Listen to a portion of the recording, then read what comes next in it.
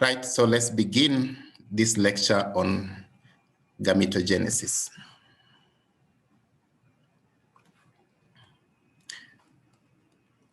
Now, gametogenesis, by definition, is a process of formation and development of the gametes. What we call the gametes are the sperm and the ova. The process of gametogenesis takes place within the gonads. When we talk of the gonads, we are referring to the testis in males and the ovary in female. So don't call things like uterus and penis gonads. The testis is the male gonad, the ovary is the female gonad. The process of forming sperms, which takes place in the testis, is what we call spermatogenesis. The process of forming the ovum, which takes place in the ovary, is known as oogenesis. Okay, I was to give you a question there, but the question has not loaded well. So I'll skip it. Maybe I'll give it to you later.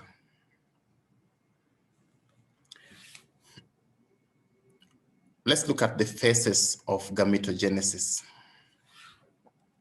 Gametogenesis occurs in 4 phases. The first phase of gametogenesis is concerned with the origin of the stem cells that will later become the sperms and the ovum. So the origin of the stem cells that give rise to the gametes. During this phase, the key event is this one. Those cells that will later become the sperms and the ovum, they don't necessarily exist within the gonads of the baby initially. They don't exist there, but they're usually from some regions outside the gonads.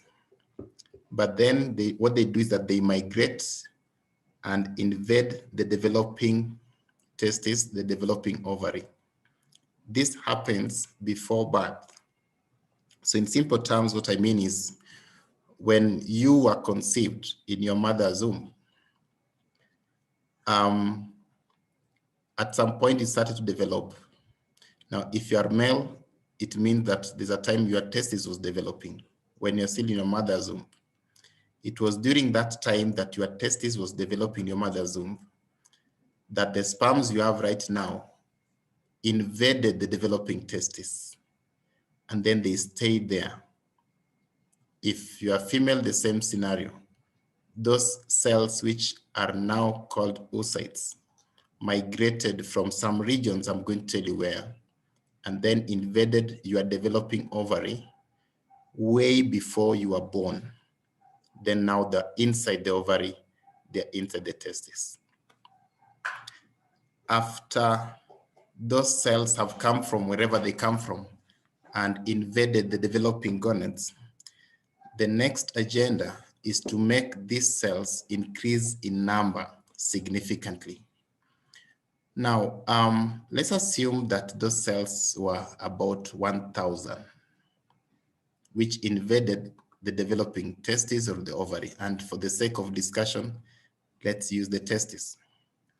So let's assume that there are about 1,000 cells that invaded the developing testis.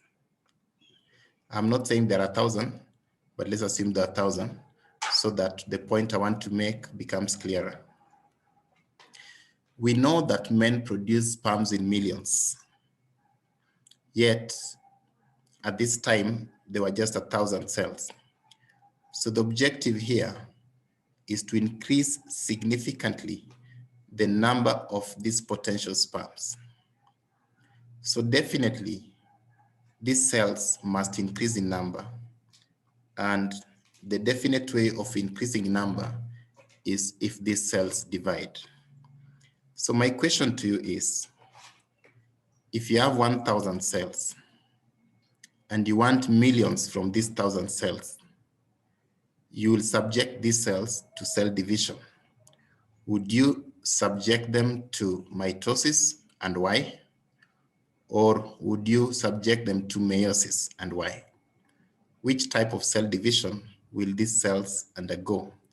That is the question. So you can unmute your mic and attempt.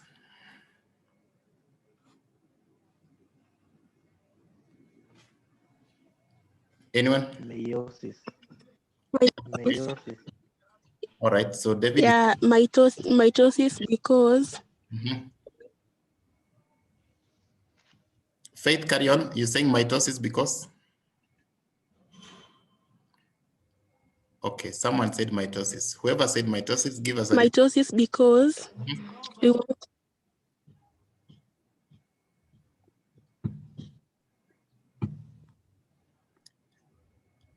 I must have lost you, Kwanzo.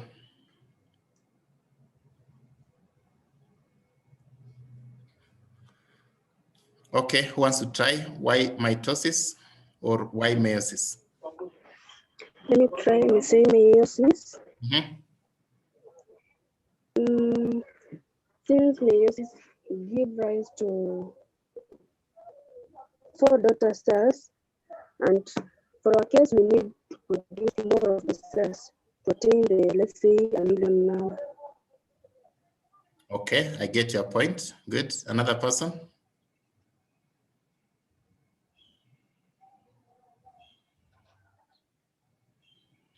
Anyone with a different opinion? Can I try, sir? Yes, Anthony. It is meiosis because it involves 4 division, and therefore there is production of 4 daughter cells. Okay, I get your point. So the understanding here is that at least we'll get the 1 million faster. Sir, can I try? Yes, you can. It is meiosis because division of the sperms and ova, it only occurs in meiosis. Mitosis is the somatic cells only. Okay, I get you. Thank you.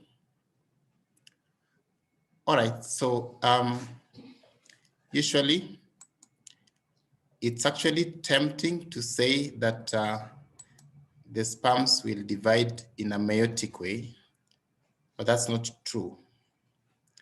They actually divide mitotically. Now, who can try give me a reason why, if I want to increase in number, I'd rather make the sperms to divide mitotically instead of meiosis, bearing in mind that eventually we need these sperms to divide in a meiotic way anyway, as the speakers who have spoken have actually agreed, except at this step, we need mitosis, not meiosis. You can try. This is based on the assignment I gave you people about cell cycle and cell division. So if you did that assignment, you'd be able to get it right.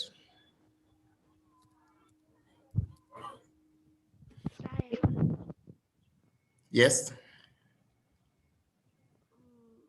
In mitosis, there is cell replication. Okay. So?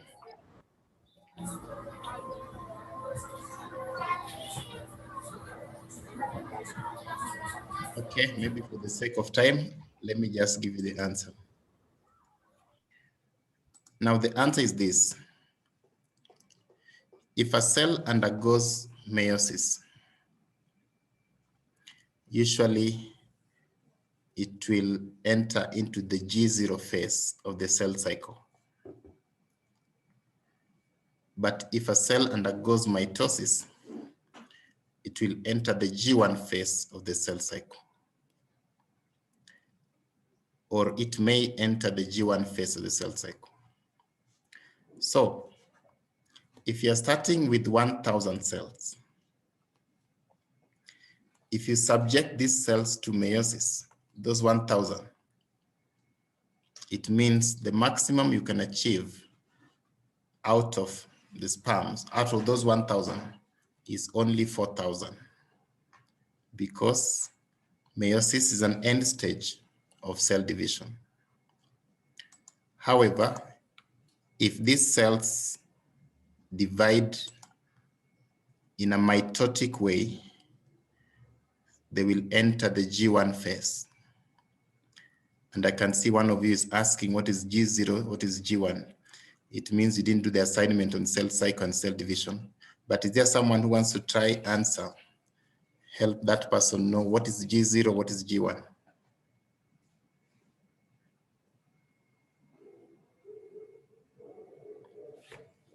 Okay, nobody, so you will check on what is G0, G1. That was your assignment, and I gave it a while back.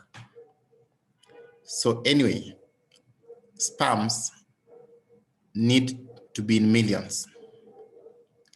If they divide in a meiotic way, you'll only have one division. And so you have a maximum of 4,000 if you're starting 1,000. But if they divide in a mitotic way, it means that the daughter cells can divide again. That is what simply G1 means, that they still have a potential of cell division. So this 1,000 will divide into 2,000, yes. 2 will divide to 4, 4 will divide to 8, 16, 32, and the like. We have multiple series of mitotic division. Because you have multiple series of mitotic division, and all of them are dividing, we have an exponential numerical increase in the number of gametes. That is why they have to do mitosis, not meiosis. So please, you people, check on what is G1, what is G0. You'll also check on what is S phase, what is G2 phase. That was your assignment a while back. After the sperms have increased in number significantly, or the oocytes have increased in number significantly, the third phase of gametogenesis is what we call now the haploid phase. Now, haploid phase is that period where now you want the gametes to have their chromosomal content.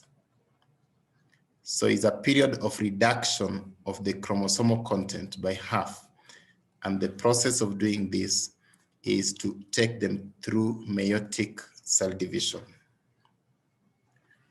My question to you is, so why should we have these gametes having half of the number of chromosomes? What is the importance of making them have half the number of chromosomes? Anyone?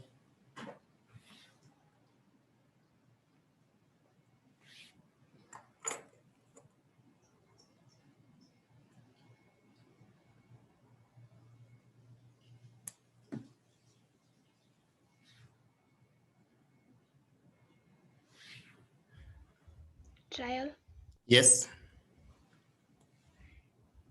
The chromosomes have to be half in number so that during fertilization, when the sperm is fusing with the ova, the chromosomal number will now be full, because now this one is half, then the other one is half.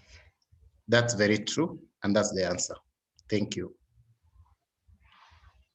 After the third phase, the last phase of gametogenesis is what we call the differentiation phase.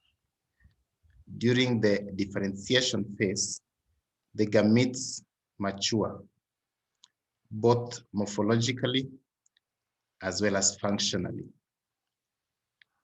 So there's some events that take place so that they change anatomically as well as physiologically. Good, so these are the phases of gametogenesis.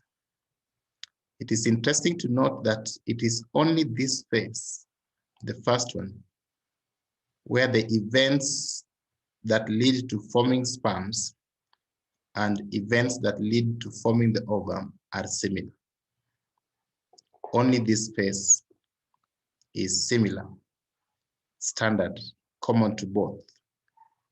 How the sperms go through step 2, 3, and 4 are different from how the ova will go through these 3 steps. So therefore, that brings me then to now the objectives of the lecture. You know, that was introduction. So this is the objective of the lecture. We want to state where those precursor stem cells that form the gametes come from. We also want to state how sperms and ova go through step number 2, step number 3, and step number 4. Now that we've said it's different. So remember, this is step number 1. But about 2, 3, and 4, we'll check for sperm and ova. Then I'll give you some time to discuss the differences between the 2 steps. And finally, we'll then highlight on the clinical aspects related to the process of gametogenesis. So straight ahead, let's start with the step 1 of gametogenesis, which is the origin of the gamete stem cells. The stem cells for the gametes differentiate from some pluripotent embryonic cells. Pluripotent to mean that they have the potential of becoming multiple things, multiple cell lines. Plural potency. Embryonic cells mean that they're cells of the embryo. Remember, I told you these things happen before you're born, actually way back before you're even a fetus. So when you are an embryo. So those embryonic cells, there's some pluripotent embryonic cells. Those pluripotent embryonic cells are called the primordial germ cells. These primordial germ cells arise from sites which are outside the testes and outside the ovary. Where are these sites? There are 2. We have what we call the yolk sac, and we have what we call the allantois. So yolk sac and allantois are those extragonadocytes, those sites which are outside the testes or the ovary. Yolk sac and allantois are present in the embryo. The cells in the wall of the yolk sac and the cells in the wall of the allantois are the ones that give rise to the primordial germ cells. These primordial germ cells, okay.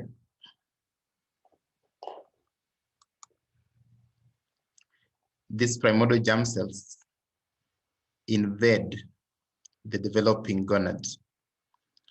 If the developing gonad is a testis, they invade the gonad. If the developing gonad is the ovary, they still invade the gonad. So they're primordial germ cells.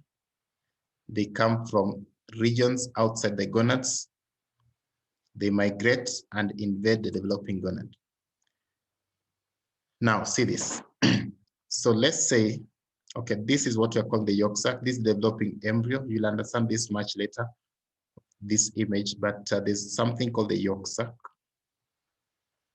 These are the cells on the wall of the yolk sac. The same cells are here, the primordial germ cells. They migrate from the yolk sac into the developing gonad. This is the developing gonad. This gonad can either be testis or ovary, but they invade the developing gonad. Once they have invaded the developing gonad, they stay there. They're the ones, okay, you still see here, developing, or rather primordial germ cells migrating into the developing gonad. Once they have invaded the developing gonad, they stay there, but they're the ones that will then constitute the stem cells for forming sperms or stem cells for forming ova. The stem cells for forming sperms are known as spermatogonia. The stem cells for forming the oocytes are known as oogonia. What makes them become spermatogonia and not oogonia is dependent on the gonad that forms. If this gonad that is forming is the testis, then those stem cells will be called spermatogonia. If these stem cells are invading a developing ovary, then those stem cells will become the oogonia. So this is how step 1 is experienced. Okay, someone is saying my voice is low. Let me try that. Okay, sorry about that.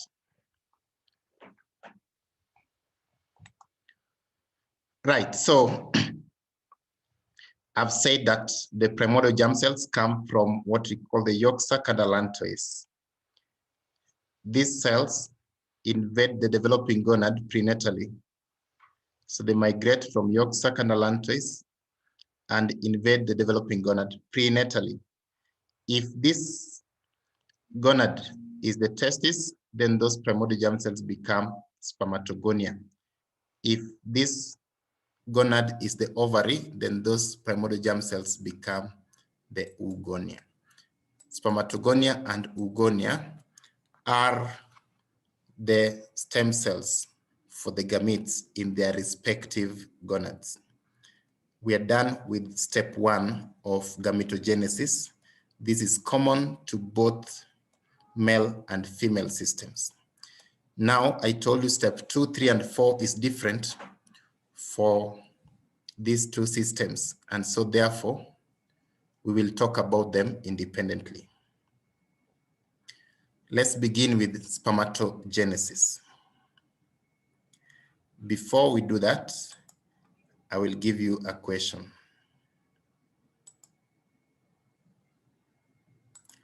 So there's a question that is going to pop on your screen. I want you to answer it.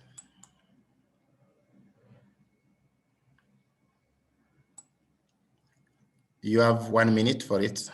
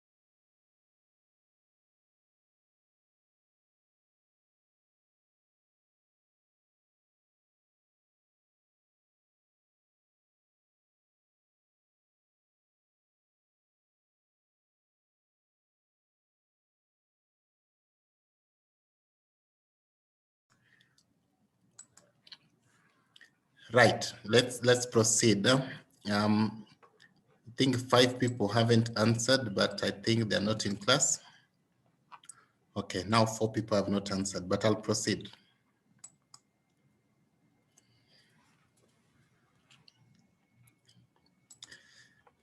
Okay, I am projecting what you people have said.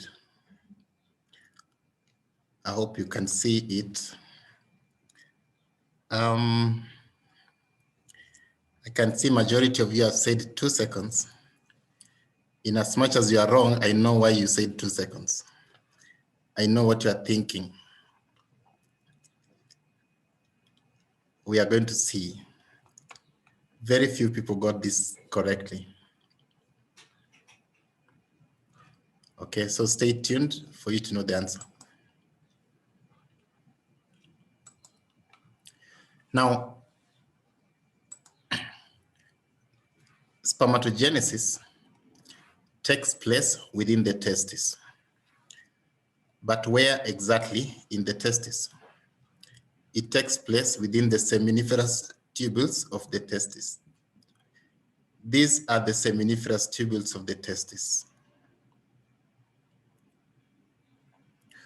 We did epithelium, and we talked about classifying epithelium. Seminiferous tubules of the testis in cross-section looks like this. We classified this as complex stratified epithelium.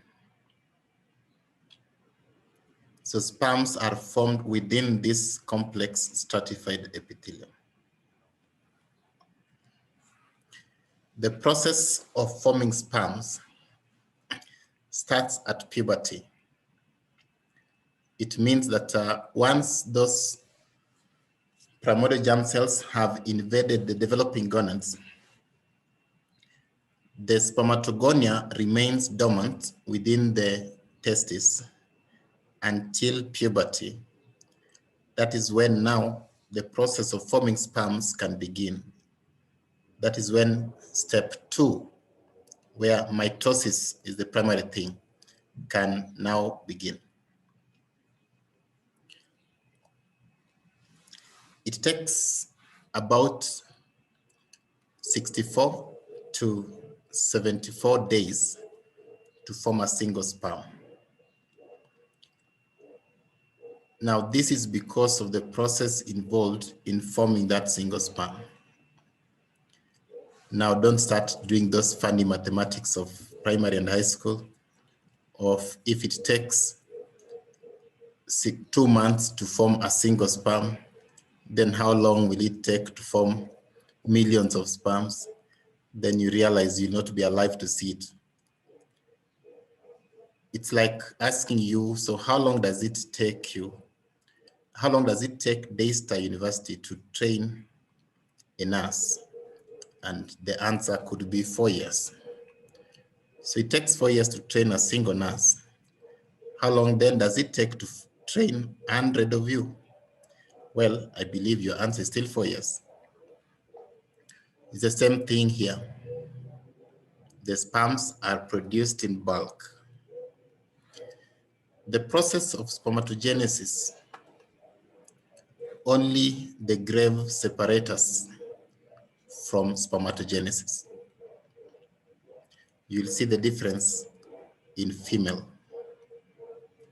So spermatogenesis continues throughout life. The best temperature for spermatogenesis is some 2 to 3 degrees below the normal body temperature. It explains why the testes hang outside in quotes, so that the testicular temperature can be lower.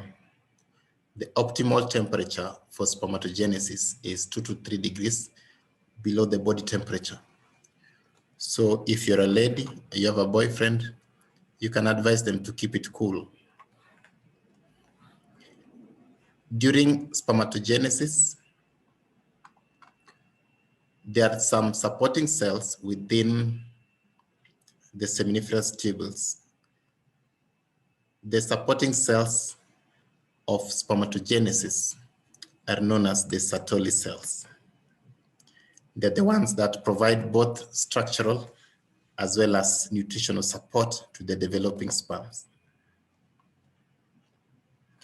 Now let's go through those 4 steps, those 4 phases of gametogenesis with now spermatogenesis in mind. In step 1, we say that we have what we call primordial germ cells, and that these primordial germ cells migrate to the developing gonad. If that developing gonad is the testis, then these primordial germ cells will be called spermatogonia. Spermatogonia are therefore the stem cells of forming sperms. Spermatogonia are present in the testis. They're the stem cells for forming sperms. They stay in the testis until puberty. When puberty reaches, then we need to do step 2 of gametogenesis with reference to spermatogonia. And that step 2 was now where we are having numerical increase. And we agree that this one can only be achieved by mitotic division, not meiotic division. And we gave a reason why. This process, as I've told you, starts at puberty. So it means that before puberty, the testis just contain spermatogonia. But at puberty, now mitosis begins. Several series of mitotic divisions will lead to formation of what we call the primary spermatocytes. There are multiple series of cell division. There are multiple series of mitotic cell division. It will lead to formation of primary spermatocytes. Because this process of mitotic division leads to formation of primary spermatocytes, we sometimes refer to this process as spermatocytogenesis. So spermatocytogenesis is the process of formation of primary spermatocytes. How does it occur? It occurs through a series of mitotic cell divisions of the spermatogonia, multiple series of mitotic cell divisions. Great. Now we have primary spermatocytes. The primary spermatocytes are present in millions. They're present in millions within the testis.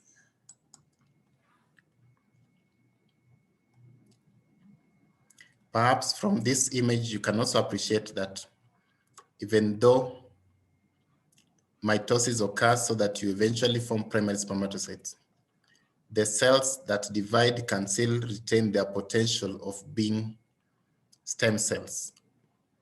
So you can still recycle the pool of stem cells.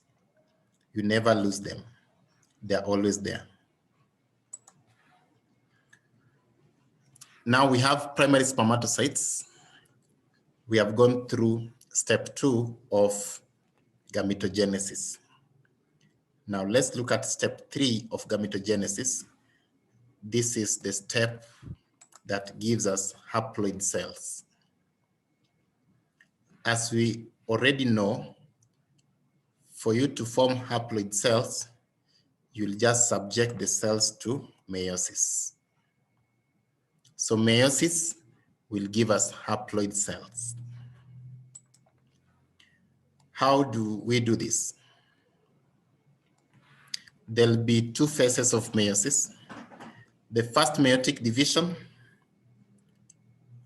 also called meiosis 1, will give you some intermediate cells which we prefer calling secondary spermatocytes.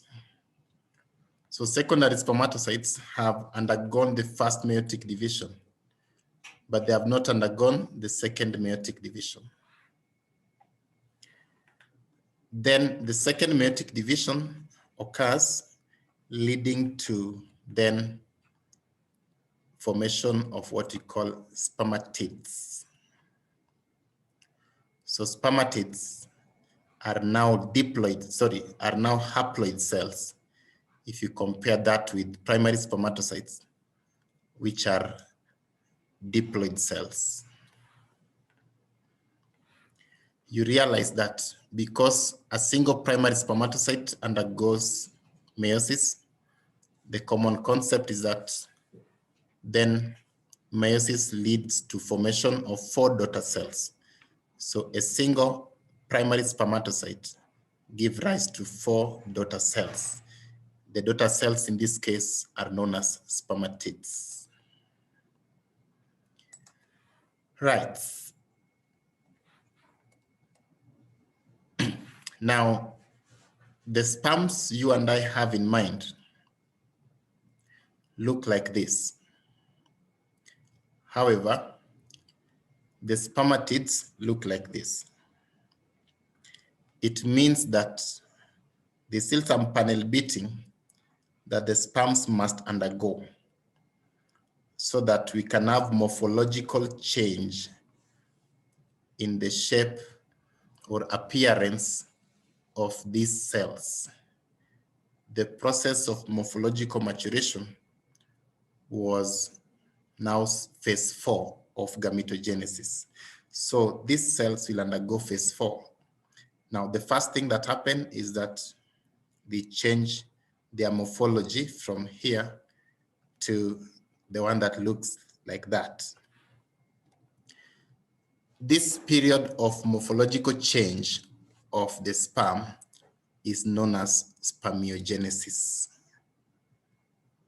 In spermiogenesis, the spermatids undergo morphological changes, and this leads to formation of what we call spermatozoa. This is the spermatozoa. This is the spermatid. During spermiogenesis, we have a lot of things occurring in the cytoplasm.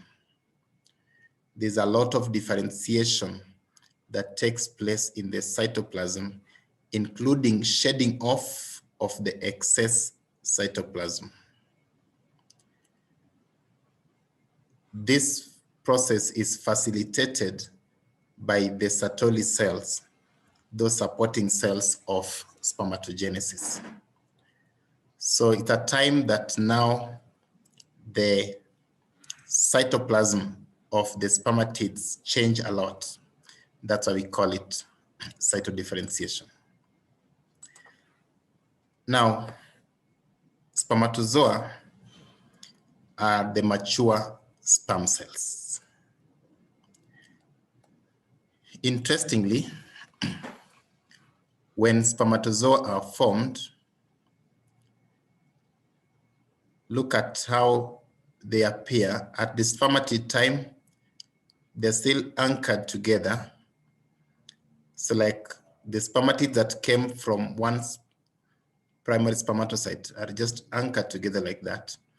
When you form the spermatozoa, yes, spermiogenesis has taken place, but these cells are still attached to the wall of the seminiferous tubules, as you can see here. Now, definitely, if they still hold to the seminiferous tubules the way some boys hold to their mothers, there's no way they'll get the oocyte. So these sperms must then be freed. The process of freeing the sperms is known as spermiation. It is the process of releasing sperms from the wall of the seminiferous tubules into the lumen of the seminiferous tubules. It's called spermiation. It is not called ejaculation. You and I know what ejaculation is all about. It is more interesting than spermiation. So spermiation is the release of sperms from the wall of the seminiferous tubule into the lumen of the seminiferous tubule so that the sperms are free. In a single day, a man produces about 300 million sperms in a single day. It's a continuous process. You can just conclude and say, what a waste. Okay, I want to give you another question. Check out on your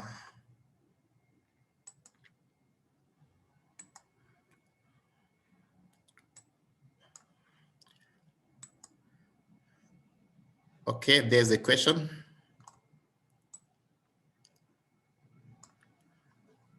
I'm using these questions to take attendance, so don't worry.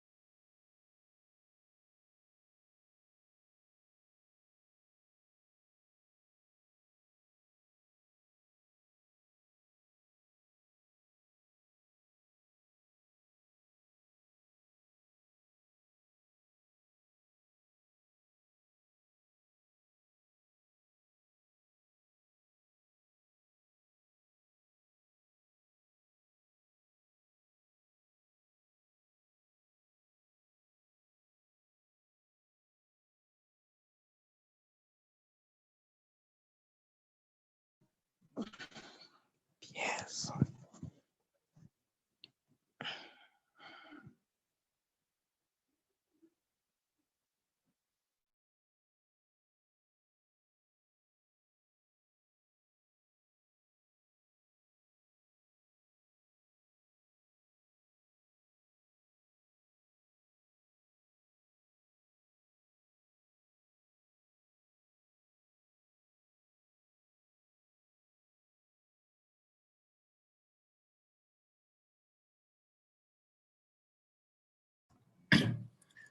All right, I'll end it there. Two people haven't answered, but I'm hoping I'll get them later. So those are your responses.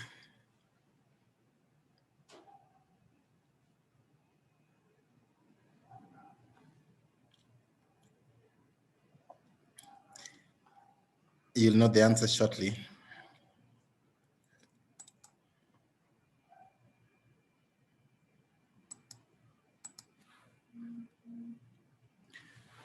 Now, the free spermatozoa are now found within the lumen of the seminiferous tubules. What happens to them? These spermatozoa are then transported along the seminiferous tubule. They'll pass through this region of the testis, which we call the rete testis, and enter into this region, which we call the epididymis. So in simple terms, the sperms move from the testis to the epididymis. Now, what happens to the sperm when they are in the epididymis? First, they'll be stored. Sperms are stored for about 2 to 3 months in the male reproductive tract. It tells you why, if a man undergoes vasectomy today for the sake of contraception, you don't tell them tomorrow you're good to go. There are some sperms within the epididymis and vas deferens which are still viable, which have not been cut off by that vasectomy. And so usually if a man undergoes vasectomy, you tell them you still have the potential until some 3 months later. Then now we are sure the sperms in the vas deferens are no longer viable. During the storage of sperms, No.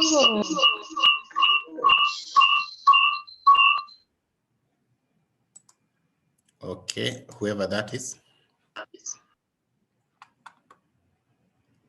during the storage of sperms, an important process takes place. This is called decapacitation. Decapacitation is the process of covering the sperm with some glycoprotein. This green thing here represents that glycoprotein. It is a process of covering sperms with some glycoprotein. We prefer calling them the decapacitation factors. This is the sperm that has been produced from the testis. This is the sperm that is now within the epididymis. It's being covered by decapacitation factors. The importance of decapacitation is to kind of restrain the sperms, because it's like blindfolding the sperms so that they may not be able to identify where the oocyte is. Now, the point is this: the oocyte is not in the male reproductive tract. When the sperms are in the male reproductive tract and their identity molecules are exposed, they are very stupid. They will start looking for that oocyte in the male system. Definitely, it will never be found there. And what will be the end result? They'll be dancing up and forth, running right up and center. They'll be so tired, but they'll never find the oocyte. They'll be so tired that they might die faster, or that they will lose their energy. By the time they're now deposited in the right place, they cannot swim to the site of the oocyte. So decapacitation is just a mechanism of immobilizing the sperm, so to speak. They can still swim, but not very vigorously, but they can still swim. It's just a mechanism of telling them to leer. All right, after storage and decapacitation, I've already told you that they can be stored for about 2 to 3 months and they remain viable in the male reproductive tract. This is different from viability within the female reproductive tract. So one day, hopefully, these sperms can then be ejaculated,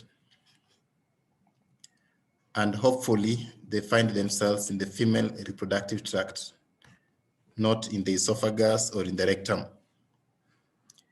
If they find themselves in the female reproductive tract, then the last step of spermatogenesis will take place.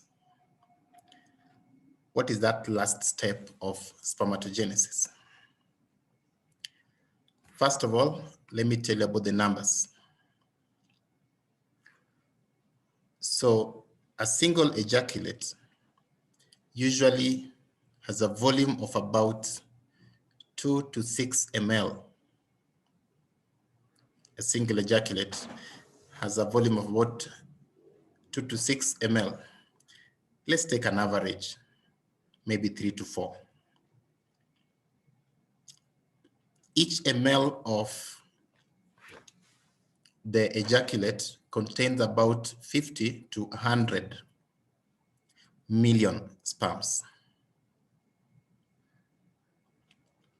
So if you do your mathematics right, then you'll realize that a single ejaculate has about maybe 300 to 500 millions of sperms in a single ejaculate. So ukipata mwenye amekaa dry spell for long, maybe 6 ml. Ukipata yule mwenye Julia alikuwa anaongea about him, maybe less than 1 ml. But the point is this, that each ml contain about 50 to 100 million sperms, and the ejaculate is about 2 to maybe 6 ml. So a single ejaculate holds about usually 300 to 500 million sperms. Unfortunately, out of all those, only 1% of the sperms can climb up. The 99% of the others remain in the vagina. And if you actually wake up as a lady immediately after sex, kwisha wewe, because again, most of them will go down, of course, due to gravity. Maybe it will not even be 1% going up. So you get the moral of the story. All right, so this 1% that goes actually up the uterus and fallopian tube, what happens to them? As they travel through the uterus and fallopian tube, these sperms undergo the last step of spermatogenesis. And the last step of spermatogenesis is what we're calling capacitation. Now, what is capacitation? Capacitation is now the reverse of decapacitation. It is the removal of the glycoprotein covering from the head of the sperm. And what is the purpose of this removal? The purpose of this removal is so that sperms can now be more motile. Remember, they were immobilized when they were in the male reproductive tract. So the sperms then become more motile if they undergo capacitation, where we have removal of the glycoprotein covering. The other reason why capacitation is important, Okay, maybe I've defined capacitation as the removal of the glycoprotein covering, but what's the purpose of that removal?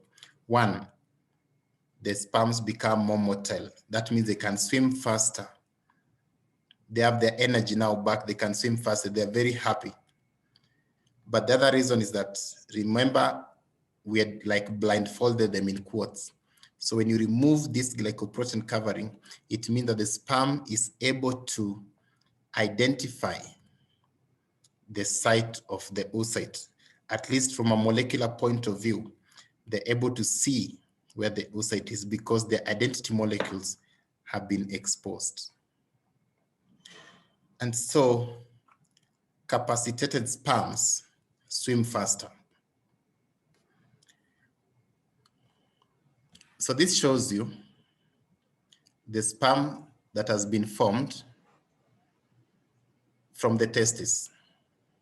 When it enters the epididymis and mixes with the seminal fluid, it is covered by the decapacitation factors. When this sperm then finds its way in the female reproductive tract, then it is capacitated. The decapacitation factors are removed.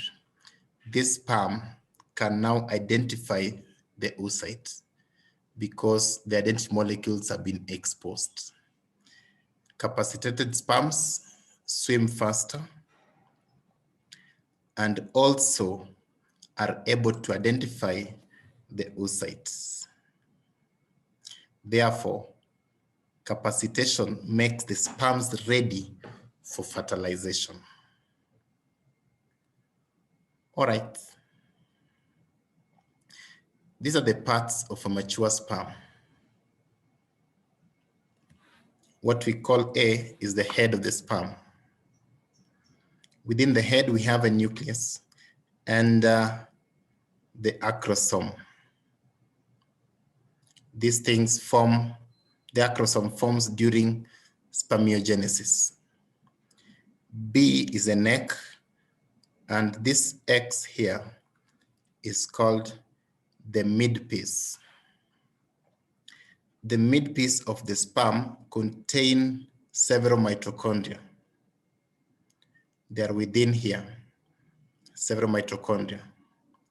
Then we have this one being the principal piece of the tail, and this being the end piece of the tail. The tail of the sperm is largely to give it propulsion motion when it's swimming.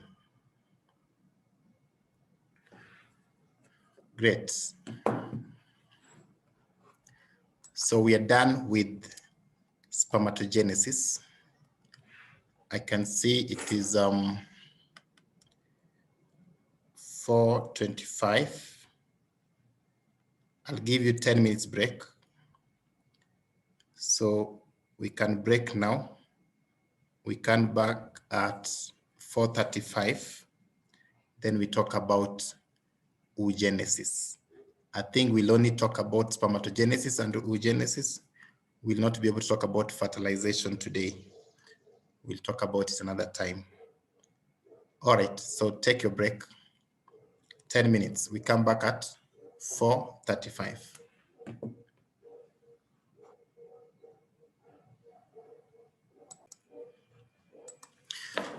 Now we talk about oogenesis. Oogenesis takes place in the ovarian cortex. If you look at this outer region of the ovary is what we call the ovarian cortex. This central zone of the ovary is what we call the ovarian medulla. The ovarian medulla contains blood vessels and connective tissue. The ovarian cortex is where the oocyte develops. These large things you're seeing here represent developing oocytes surrounded by a lot of supporting cells. We call them ovarian follicles. So the ovarian follicles are within the ovarian cortex. That's the site of oogenesis. The process of forming the oocytes begin way before a girl child is born. The process of multiplication of the cells to give you oocytes begin before birth. This is unlike spermatogenesis, where the process begins at puberty. Having said that, it means it takes very long to form a single ovum, in the understanding that even though the process began before birth, some eggs will be ovulated when the girl is 50 years, okay, maybe 45 years. Some eggs will be ovulated when she's 15 years, maybe. And so we can just say it takes several years to form a single ovum. Beyond menopause, women are unable to form the oocyte anymore. So the process of forming the oocyte ends at menopause. The process of forming the oocyte is a cyclic process. It is not anytime, anywhere, any day, anyhow, like the sperm. For the oocyte, there's some maringo kidogo. It is cyclic. Every month, a few or one is the one that is formed. The others wait. No wonder ladies know to wait. The supporting cells for oogenesis are known as follicular cells. These are the cells that surround the oocyte. We call them follicular cells. So let's go through the steps in oogenesis the way we done for spermatogenesis. We are saying that we have primordial germ cells way before birth. These primordial germ cells migrated into the developing gonad. If this developing gonad was the ovary, then these primordial germ cells become the stem cells of forming the oocytes. These stem cells are known as oogonia. That is step one or phase one of gametogenesis, the origin of the primordial, or rather the origin of the gamete stem cells. This is similar to what you've seen in spermatogenesis. Now, let's go to step two or phase two of gametogenesis. Remember, phase two of gametogenesis is a multiplication phase. Now, what is unique about oogenesis is that the multiplication phase occurs prenatally, unlike in spermatogenesis, where the multiplication phase occurs after puberty. In oogenesis, this multiplication occurs prenatally, before birth. And usually we're talking about even around the 3rd to the 5th month fetal life. So what happens? Just like in spermatogenesis, the multiplication phase is a mitotic cell division. Several series of mitosis leads to formation of the primary oocytes.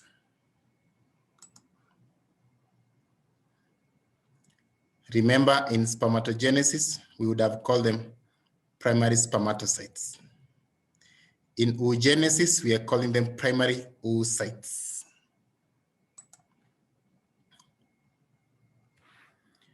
The primary oocytes, because they have undergone mitosis, these primary oocytes are still diploid cells. Just like the oogonia, they are all diploid cells. A maximum of 7 million only can be formed. So after everything has happened, in this 3rd to 5th month of fetal life, the maximum number of primary oocytes that can be achieved is 7 million. That means in most cases less, because this is maximum. You see the way oogenesis is very conservative, very cautious. Now, this is what happens to the primary oocytes. This is prenatal. The primary oocytes become surrounded by the supporting cells. We have called those supporting cells the follicular cells.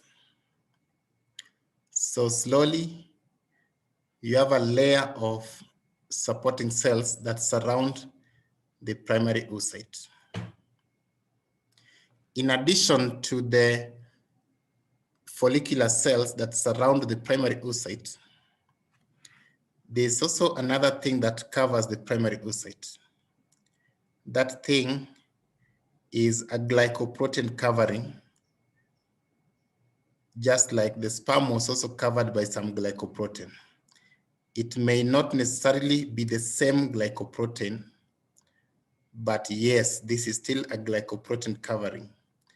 This glycoprotein covering is known as the zona pellucida.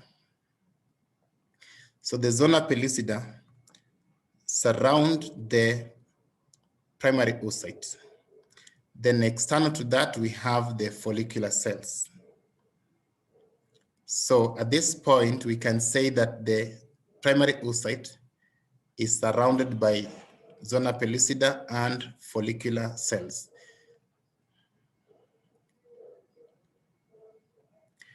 I've told you that this happens maybe in the middle of the pregnancy. Towards birth, even more follicles will die. These cells die, and so the follicles degenerate. We reached a maximum of 7 million. What I'm now saying is that by the time we are approaching birth, by the time this girl child is approaching birth, a number of these primary oocytes will have died. They undergo what we call follicular atresia. So you get atretic follicles, follicles that have died. Follicular atresia occurs so that by the time the girl child is being born, poor girl, they are less than 1 million. Now let's see what happens to the primary oocytes even before birth, apart from some of them dying. So we want to focus on these ones which are alive. What happens to them before they get here? Okay, maybe before that we define something. So this complex between, or rather the complex constituted by the oocyte, the surrounding follicular cells, and the zona pellucida. This complex is what we are calling the follicle, ovarian follicle.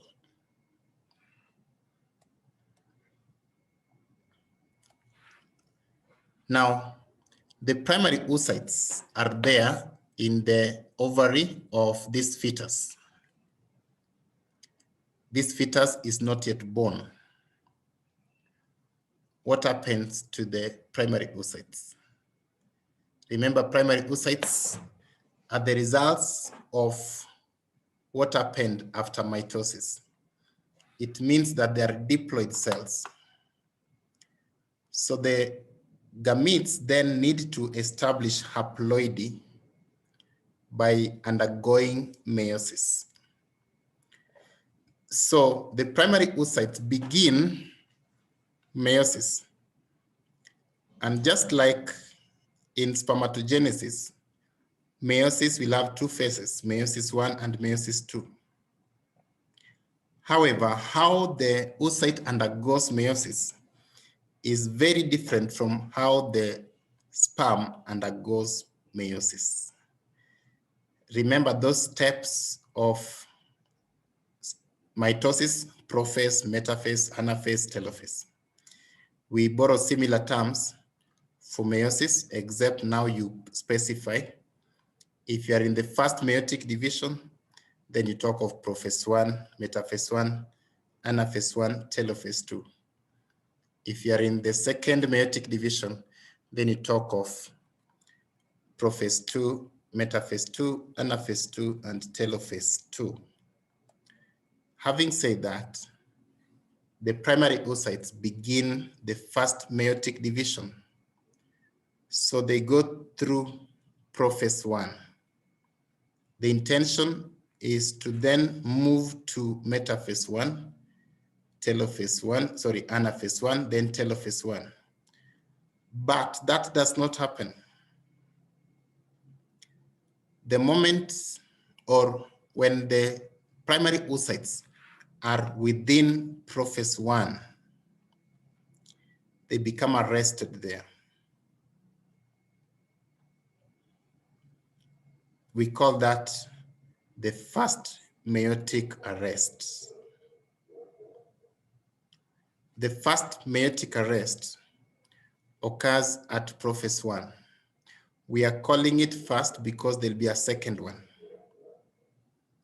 What I want to note is this arrest occurs prenatally. This girl child is not yet born. Prophase 1 arrest takes very long. It takes years. What the implication? The implication is that when this baby will be born, this oocyte will be at prophase 1 because prophase 1 arrest takes years. What facilitates this arrest? The arrest is made possible by the follicular cells. The follicular cells are the ones that secrete a factor known as oocyte maturation inhibitor. The oocyte maturation inhibitor inhibits the maturation of the oocyte. That chemical is secreted by the follicular cells. Those follicular cells that surround the oocyte are the ones that inhibit it. It's the same way your friends are the ones that can sometimes betray you. All right. So the follicular cells actually betray the oocyte. They inhibit it. It becomes arrested at prophase 1. Therefore, this girl will definitely be born when the oocytes are at prophase 1. Remember, they are primary oocytes at prophase 1. She will be born. She will grow until puberty. Those eggs are still at prophase 1. Very interesting. Between the time she's born and the time that she begins puberty, even more cells, or rather even more follicles, will undergo atresia. So that by the time this girl child is reaching puberty, we have less than 500,000. By the time she's reaching puberty, there are less than 500,000 follicles. That may sound little, but it's not actually little. It's just being economical. The reason is, after all, she'll not give birth to 500,000 children. So it's not a big deal.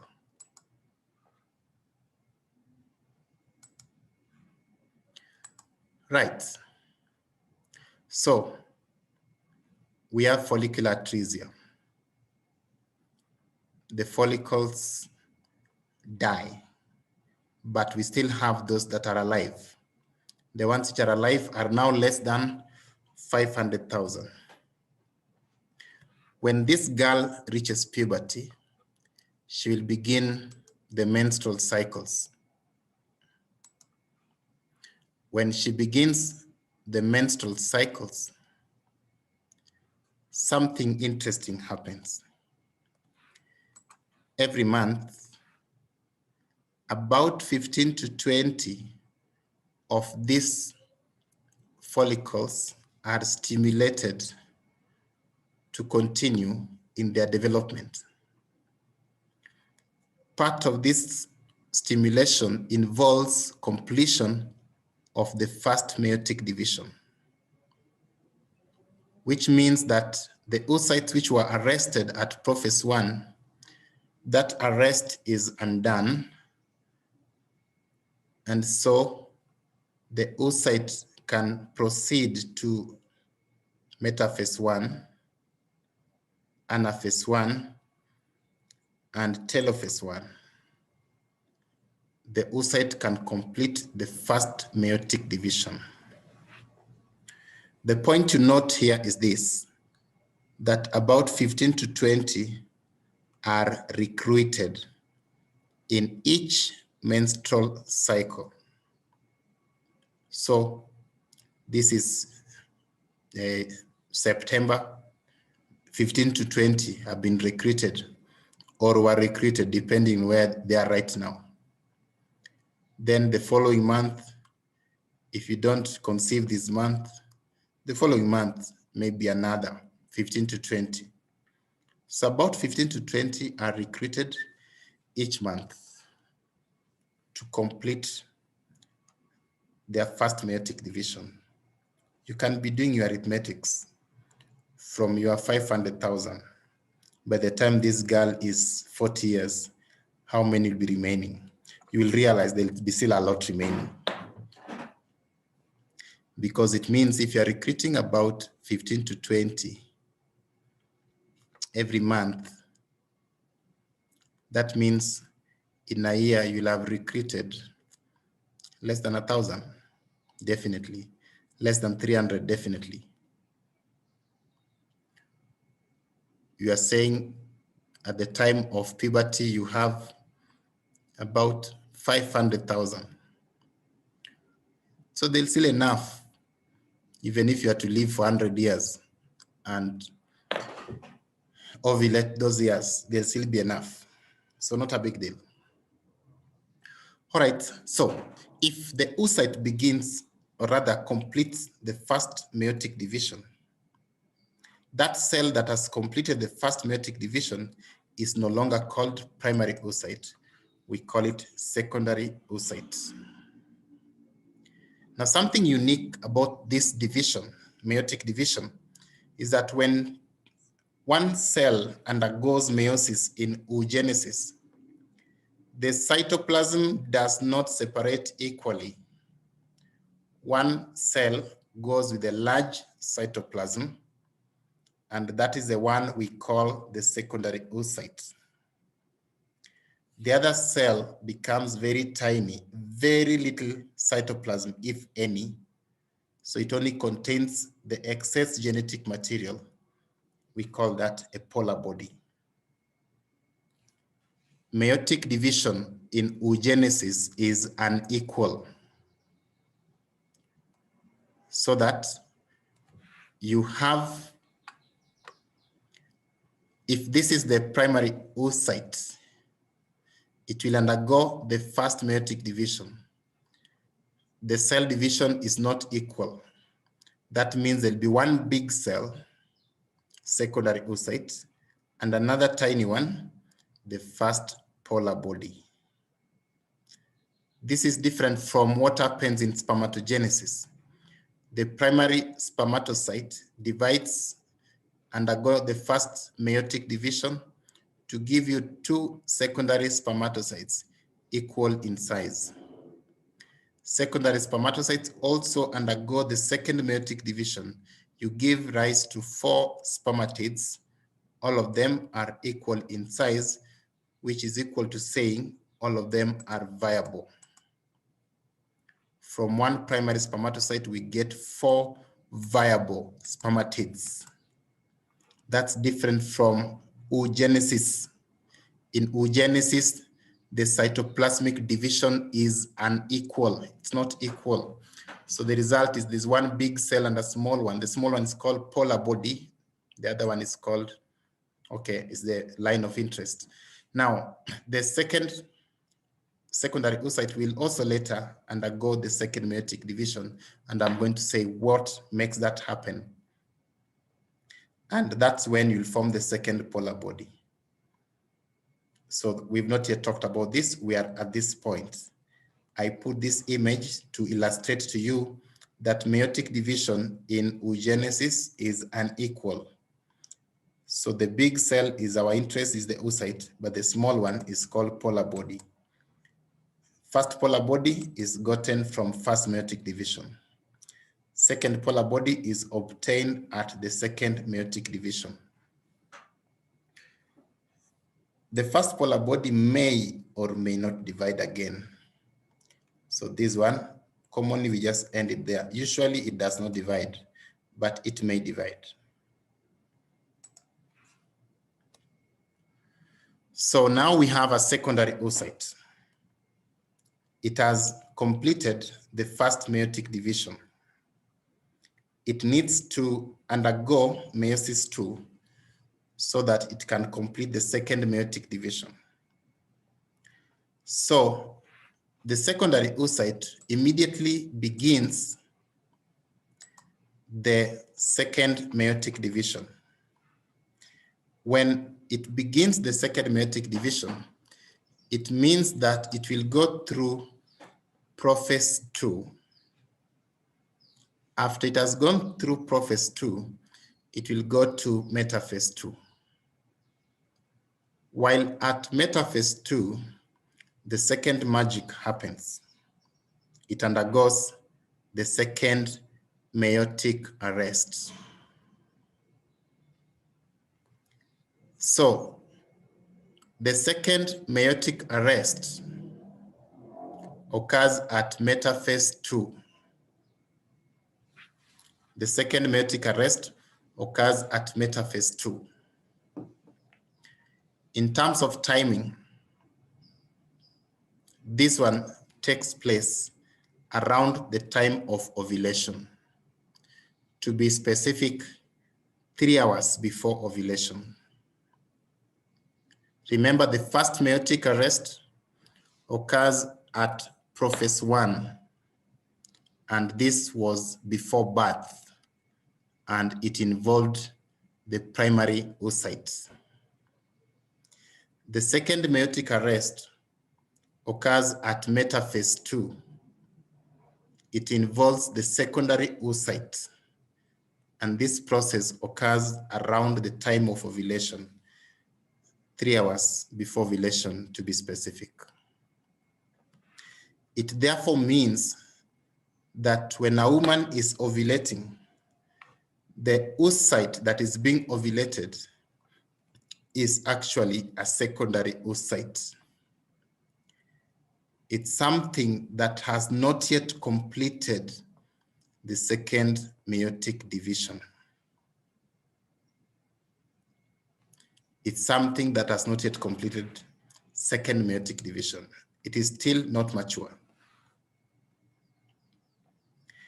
Now, this might surprise you, but the secondary oocyte, most of the time, does not complete the second meiotic division. It ends there. That becomes the end stage for it. Now, why do I say so? The prerequisite for the secondary oocyte to complete the second meiotic division is if a sperm enters that secondary oocyte. I didn't say if a sperm enters a vagina. I said if a sperm enters the secondary oocyte, if fertilization occurs. That is the prerequisite for completion of the second meiotic division. It is only completed if this egg becomes fertilized. If it is not fertilized, it will never complete the second meiotic division. If it is fertilized, it will complete the second meiotic division. And what will be the result of that? It will mean that now we have one big cell, call it mature ovum for lack of a better term. And then we'll have a second polar body. The purpose of the polar body is to get rid of the excess genetic material.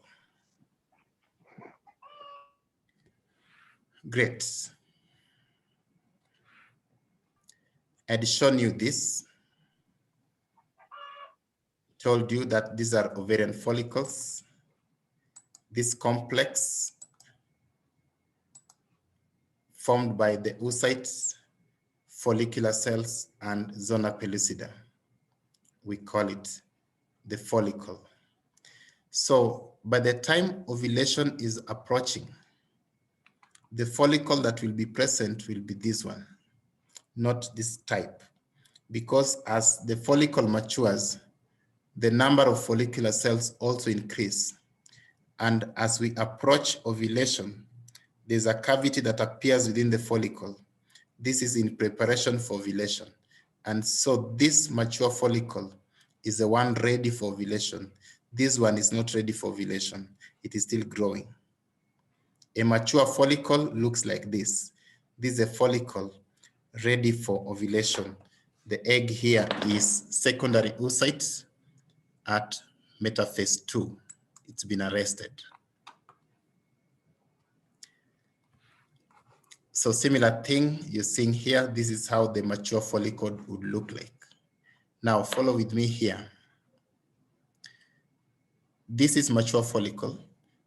When ovulation occurs, this is the part that is ovulated.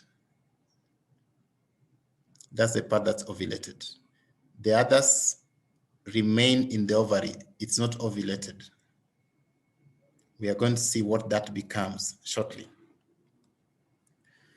So let's name the parts of the mature follicle. The other name given to the mature follicle is Graafian follicle. The part labeled 1, we have called it the secondary oocyte. Remember, it's been arrested at metaphase 2. The structure labeled 2 is called the zona pellucida. It's a glycoprotein covering of the oocyte.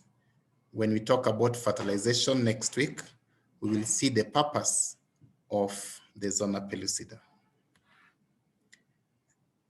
The one labeled 3, 4, and 5 represent different populations of follicular cells. We have follicular cells existing in 3 different populations. The population of follicular cells immediately outside the zona pellucida. This population of follicular cells is known as the corona radiata. These ones, population of follicular cells outside or surrounding the zona pellucida. Corona radiata. The population of follicular cells which suspend the oocyte in the vesicle. This population of follicular cells which suspend the oocyte within this antrum is what we are calling the cumulus euphorus.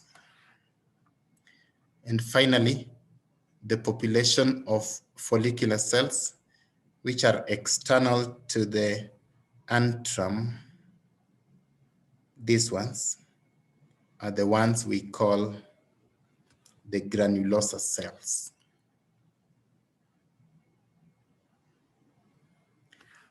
All right, I've told you that this is the part that is ovulated. So when this is ovulated,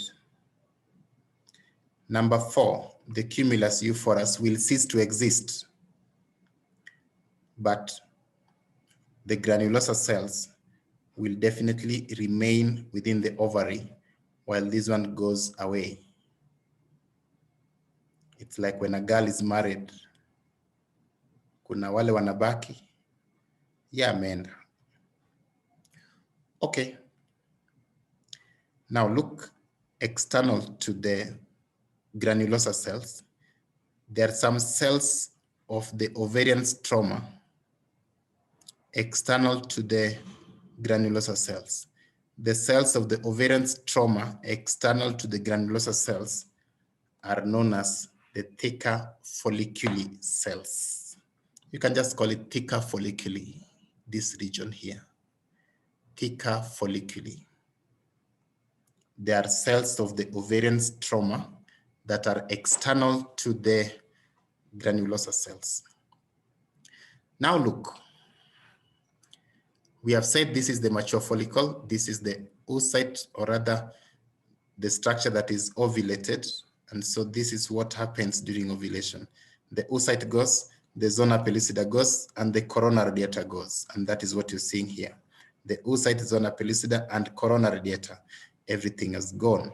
What remains in the ovary is this one, and that is what constitutes this one. We call the complex that remains in the ovary the corpus luteum. So what is corpus luteum? Corpus luteum represents the remnants of the follicle after ovulation. These remnants consist of the following cell types. Remember, the granulosa cells remained. The granulosa cells become what we call the granulosa lutein cells.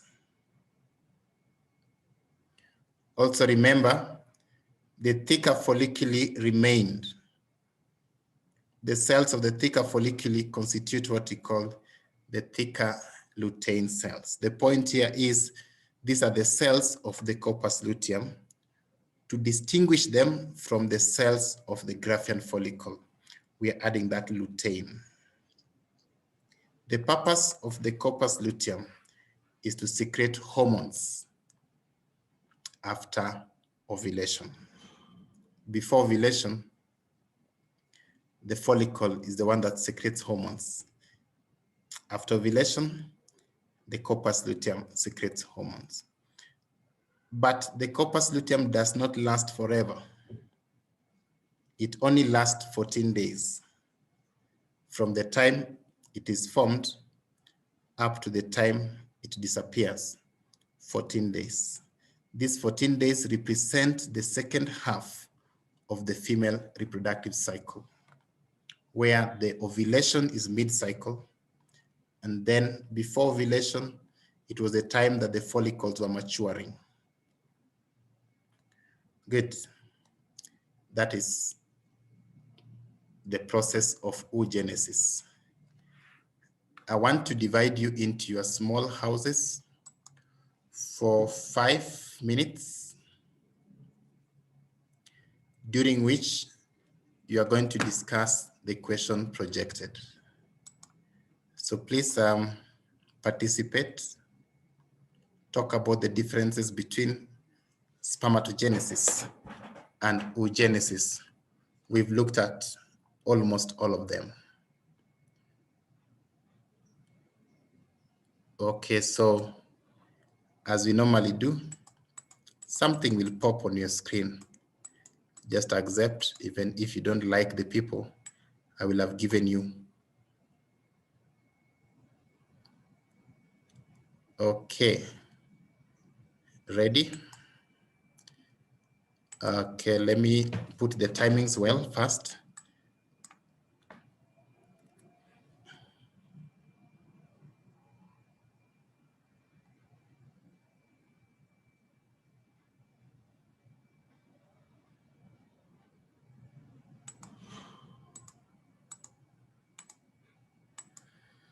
Okay, you should be ready now. I've given you 6 minutes.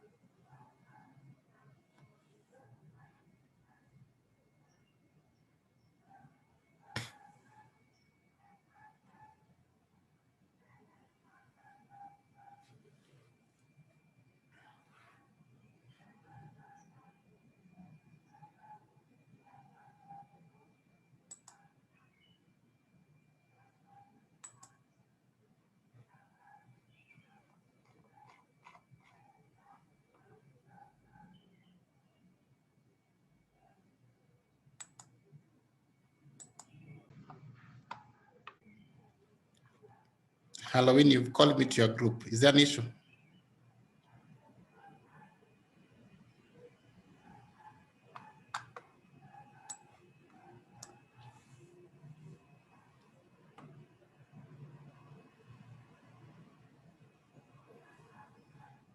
Joy? Faith? Yes? Is there an issue with your group? No. Okay.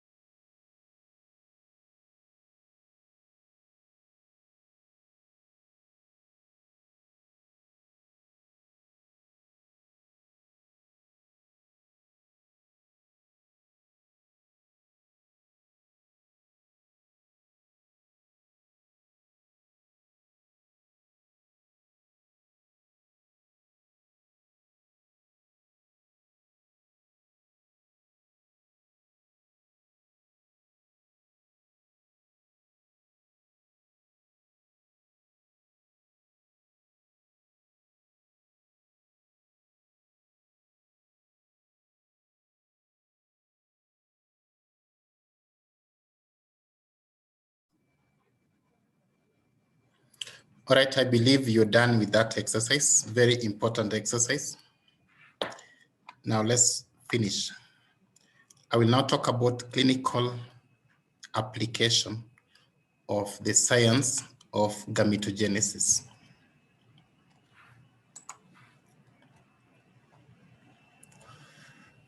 When you talk of clinical application, doesn't necessarily mean that we are going to utilize this clinically. It also means that we are trying to understand some of the abnormalities. So one is that you can have abnormal gametes. Gametes can be abnormal. For the oocytes, it could be that a single follicle has more than one oocyte. So those are abnormal. Rarely will such oocytes be fertilized for some reason. If they are, then rarely they may lead to twin gestation. Most of the time they are not fertilized. Most of the time they are infertile. You can also have abnormal sperms, the way you can have abnormal oocytes. For the sperms, you can have abnormal sperm morphology. Abnormal sperm morphology is termed as teratospermia. Teratospermia is when you have abnormal sperm morphology. You can have a sperm with the two heads, like this one, bure kabisa, or this one, two tails, or this one, small tail, or this one, kichwa kubwa tu, or this one, kichwa ndogo sana. All these are abnormal morphologies of sperm. The term given to sperm abnormal morphology is teratospermia.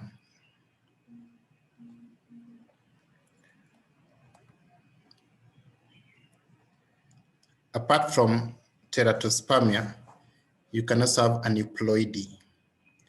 We had talked about aneuploidy before in this class when you are talking about cell biology. Aneuploidy is when you have abnormal chromosomal number.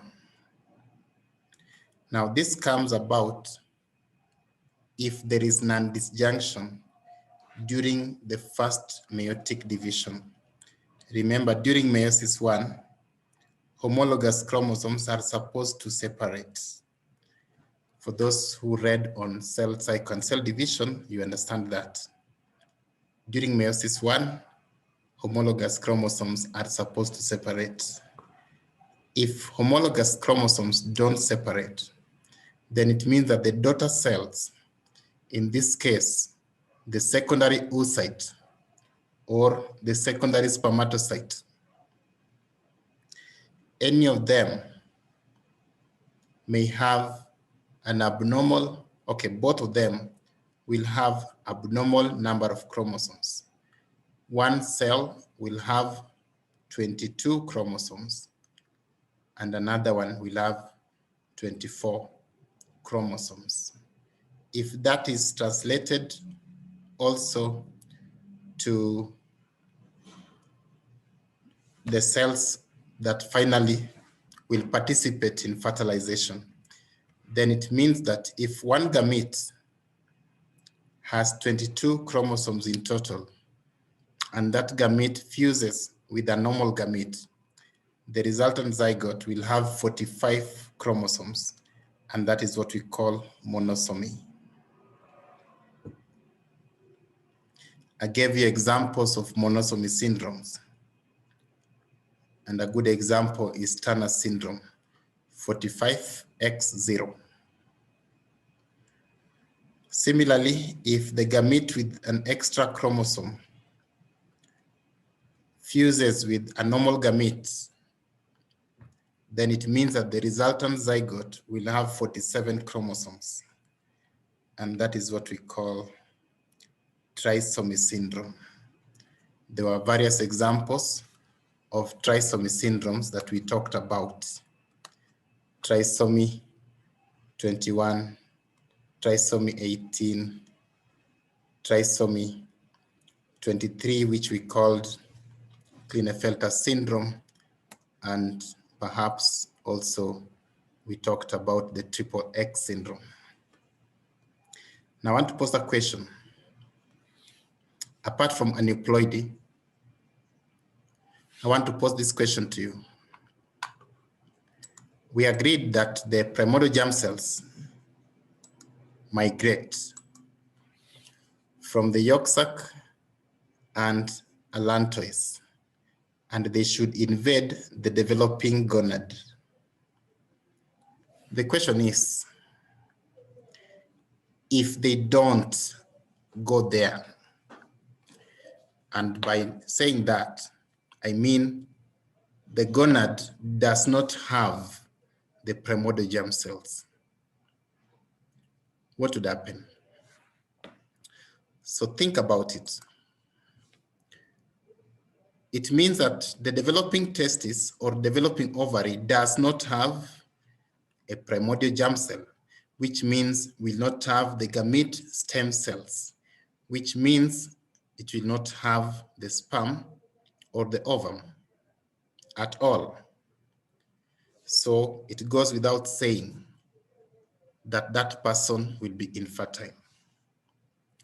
And it is not just infertility. Coupled with that is that this particular gonad will not develop normally.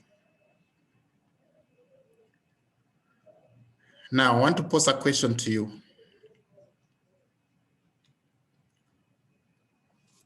We have said that such a gonad will not develop normally. That condition is called gonadal dysgenesis. That condition where the gonad does not develop normally.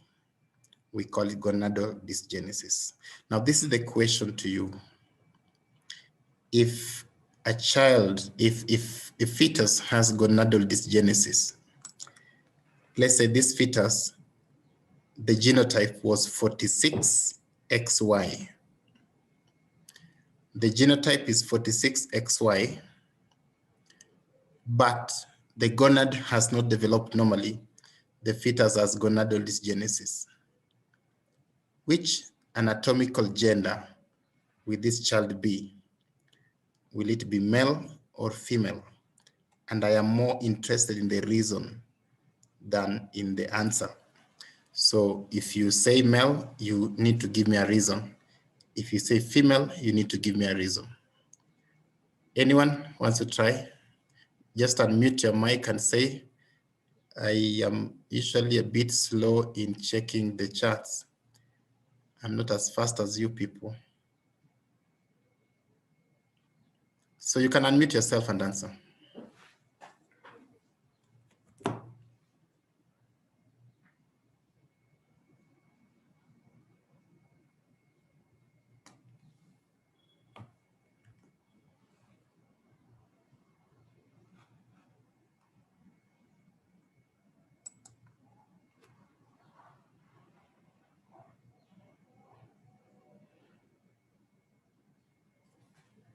Kwani mulienda?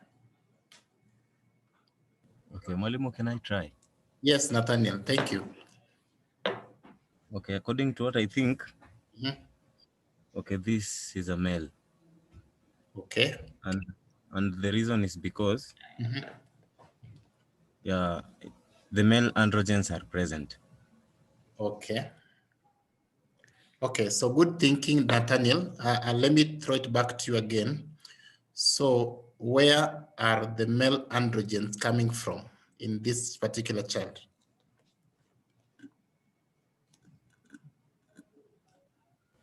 The testis.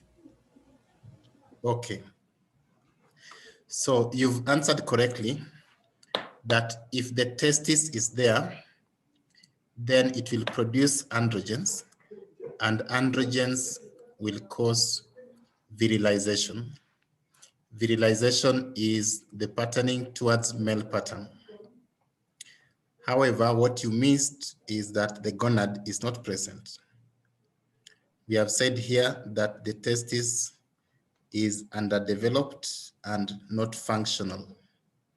So it's just fibrous connective tissue. Therefore, we don't have androgens in this child. So someone else to give me another reason.